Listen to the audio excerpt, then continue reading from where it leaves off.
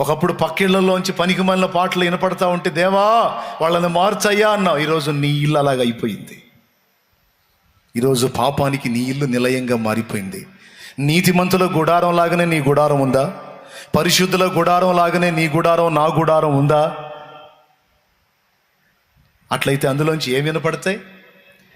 నీతిమంతుల గుడారాలలో వినబడుచున్నది రక్షణ సంగీత సునాదము.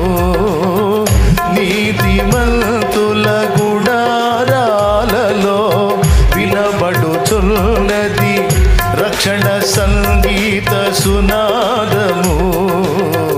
నీ కృప నిత్యముండును, నీ కృప జీవము, నీ కృప వివరింప నా తరమా యేసయ్యా. నీతి